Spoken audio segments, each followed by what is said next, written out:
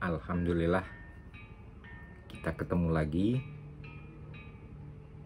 Pembicaraan yang lalu kita ulang sedikit terkait dengan hari jadi Kota Palembang, yang dikatakan bahwa berdasarkan prasasti kedukan bukit. Dengan demikian, prasasti kedukan bukit itu artinya adalah semacam akte kelahiran Kota Palembang. Yang menjadi pertanyaan, mengapa teks yang terpahatkan di prasasti kedukan bukit itu adalah 16 Juni tahun 682 Masehi. Sementara yang dipakai oleh pemerintah Kota Palembang hari ini, hari jadi Kota Palembang itu adalah 17 Juni 683 Masehi. Memang ada ahli yang mengatakan bahwa tahun atau penanggalan di prasasti kedukan bukit itu adalah 605 Saka. Seperti yang sudah dibicarakan di saat lalu, berdasarkan kajian teks aksaranya, itu adalah angka 4, bukan angka 5. Jadi 604 Saka. Setelah kita cari latar belakangnya, ternyata pernah ada dibentuk tim hari jadi Kota Palembang. Nah, setelah mereka melakukan kajian berdasarkan juga prasasti kedukan bukit, 16 itu dikatakan mereka sudah tengah malam sesuai yang ada di prasasti kedukan bukit, sehingga mereka anggap itu adalah sudah tanggal 17. Ini termotivasi oleh angka 17 yang menurut bangsa kita adalah angka keramat, 17 Agustus 1945. Sehingga tim itu menyepakati tanggalnya adalah 17 Juni. Betul, 17 Agustus itu hari keramat bagi bangsa Indonesia, hari kemerdekaan. Kalau 17 Juni, di mana keramatnya tanggal 17? Oke, kita tinggalkan persoalan prasasti kedukan bukit. Kalau kita konsisten, aktenya adalah prasasti kedukan bukit, maka hari jadi Kota Palembang itu adalah 16 Juni 682 Masehi. Artinya hari ini sudah 1339 tahun. Kita lanjut persoalan pusat pemerintahan Sriwijaya. Banyak ahli mengatakan pusatnya di Palembang. Tapi ada juga beberapa ahli mengatakan pusat pemerintahan Sriwijaya itu berpindah-pindah. Kalau berpindah, pertanyaannya, di mana istananya? Hasil kajian terakhir saya lakukan, ada kemajuan dalam membaca terkait kesriwijayaan ini. Diduga kuat Istana Sriwijaya itu berada di bawah pabrik pupuk Sriwijaya, PT Pusri sekarang. Ini berdasarkan kajian semiotik, ilmu tanda.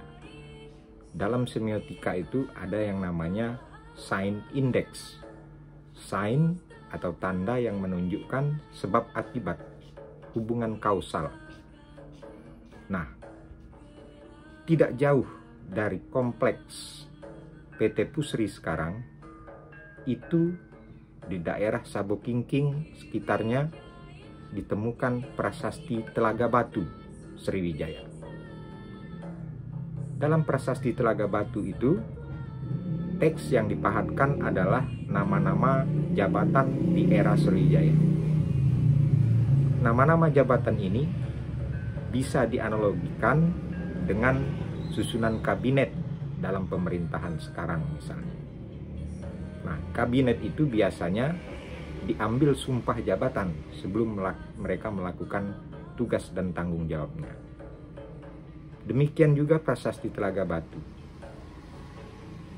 Diduga kuat berdasarkan bacaan visual bentuk daripada prasasti Telaga Batu ini, dia adalah media sumpah jabatan dalam upacara atau ritual kala itu. Mengapa? Karena pada bagian atas prasasti Telaga Batu ini dipahatkan 7 kepala ular kobra. Ular kobra maknanya salah satu ular yang racunnya mematikan. Secara makna bisa diartikan kalian harus patuh dengan sumpah jabatan kalian. Di bagian bawah prasasti Telaga Batu ini ada saluran semacam siring, rel kecil, tempat air mengalir menurun ke tengah. Di tengahnya itu ada pancuran. Nah, diduga kala itu ada semacam mantra dengan air yang dicipratkan misalnya ketika sumpah jabatan itu berlangsung. Artinya, keberadaan prasasti Telaga Batu itu tidak boleh jauh dari Istana Sriwijaya.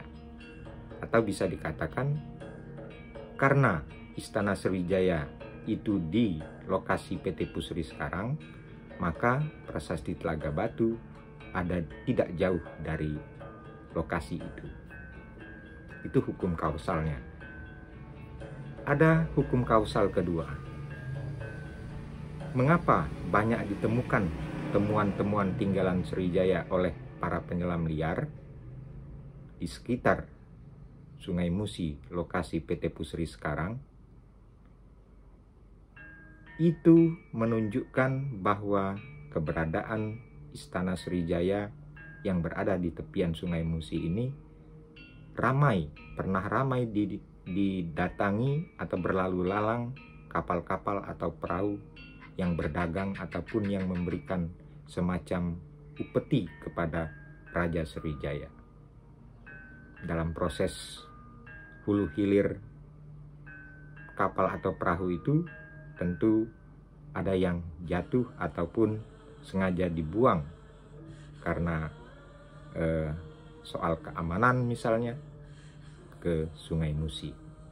Sehingga para pencari harta karun liar yang melakukan aktivitasnya itu banyak menemukan tinggalan Sriwijaya tidak jauh dari lokasi pabrik pupuk Sriwijaya sekarang. Nah, itu indeks kedua. Kalau tidak di situ Istana Sriwijaya, mungkin temuan-temuan itu tidak ditemukan di sekitar Sungai Musi PT Pusri ini, di depan PT Pusri. Bisa saja misalnya di Jembatan Ampera itu ditemukan tinggalan. Nah, faktanya hari ini di jembatan sekitar Ampera itu tidak ditemukan oleh para penyelam. Itu bacaan kedua, hukum kausalnya. Nah, kalau Istana Sriwijaya berpindah-pindah atau pusat pemerintahan berpindah-pindah, di mana istananya?